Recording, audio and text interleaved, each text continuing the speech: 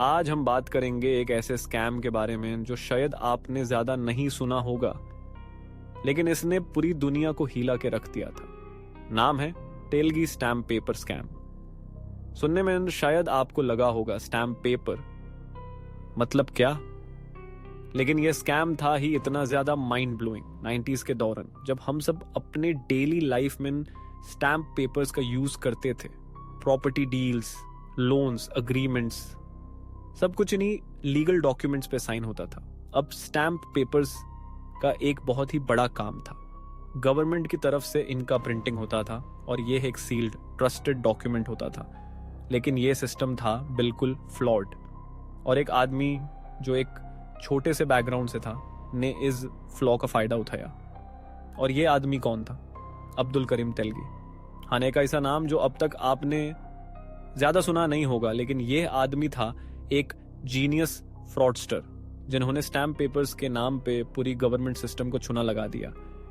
तेलगी ने अपनी printing presses लगा दी थी जहां वो असली गवर्नमेंट स्टैम्प पेपर्स की तरह दिखते हुए फेक स्टैम्प पेपर्स बनाता था। यह स्कैम इतना बड़ा था कि तेलगी ने अपना एम्पायर बनाया और एक टाइम पर यह स्कैम इंडिया के कई शहरों तक फैल गया था।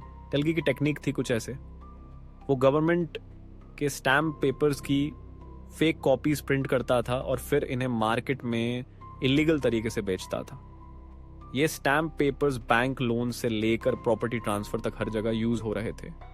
अगर कोई लॉयर, पॉलिटिशियन या बिजनेसमैन था तो उसके पास ये फेक स्टैम्प पेपर मिल जाता था जिसमें सब कुछ बिल्कुल जेन्युइन दिख रहा था। लेकिन जब यह स्कैम एक्सपोज हुआ तो पता चला कि पूरा का पूरा सिस्टम ही करप्टेड था। यह नेटवर्क इतना बड़ा था कि हर लेवल पे करप्शन था। पुलिस ऑफिसर्स से लेकर पॉलिटिशियंस तक सभी इस स्कैम में इन्वॉल्व्ड थे। यह स्कैम का सीक्रेट ये था, कोई भी स्टैम्प पेपर को देखकर ये नहीं समझ सकता था कि ये फेक है। हर स्टैम्प पेपर पे गवर्नमेंट का ऑफिशियल मार्क था और ये सब बदलना था तेलगी के लिए। उसने अपना नेटवर्क बनाया और बहुत ही केयरफुली काम किया ताकि कभी भी किसी को पता ना चले। पर जैसे हर बड़ी चीज का कुछ ना कुछ तो होता है, वैसे ही ये स्कैम भी ज्यादा दिन छुप नहीं सकता था। 2000 में जब पुलिस ने फाइनली तेलगी को पकड़ा तब सब लोग शॉक्ड हो गए थे। तेलगी का एम्पायर पूरी तरह से हिल गया था। उसने एक ऐसे फ्रॉड का प्लान बनाया था जो इतना सोफिस्टिकेटेड था कि आज भी लोग इसके बारे में शॉक में हैं। तेलगी ने कभी अपनी ऑटोबायोग्राफी भी लिखी थी जिसमें उसने अपने स्कैम की सारी कहानी बताई, कैसे उसने अपने दिमाग से ये पूरी गेम खेला। और एक बात जो सबसे ज्यादा इंटरेस्टिंग थी, तेलगी ने अपने जेल में ने भी अपनी लाइफ का कन्फेशन लिखा जिसमें उसने सारी डिटेल्स रिवील की थी। ये स्टोरी, आए स्कैम एक रिमाइंडर है कि अगर हमारे सिस्टम्स में थोड़ा सा फ्लॉ हो तो कोई भी इसे अपने फायदे के लिए यूज कर सकता है। अब ये सोचो, तेलगी का प्लान इतना जीनियस था कि वो सिर्फ एक स्टैम्प पेपर से करते करते करोड़्स कमा रहा था। और आज भी इस स्कैम के बारे में बात होती है, लोग उसके नाम को एक कॉन आर्टिस्ट के रूप में याद करते हैं।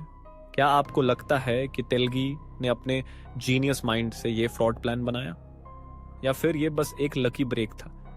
कहने का मतलब ये है कि जब तक हम अपने सिस्टम्स को सिक्योर नहीं करेंगे तब तक ऐसे फ्रॉडस्टर्स हमेशा हमारे आसपास रहेंगे। इस स्कैम ने सिखाया है कि कितना जरूरी है कि हम अपने सिस्टम्स को प्रोटेक्ट करें, वरना कोई भी उसका फायदा उठा सकता है। यह था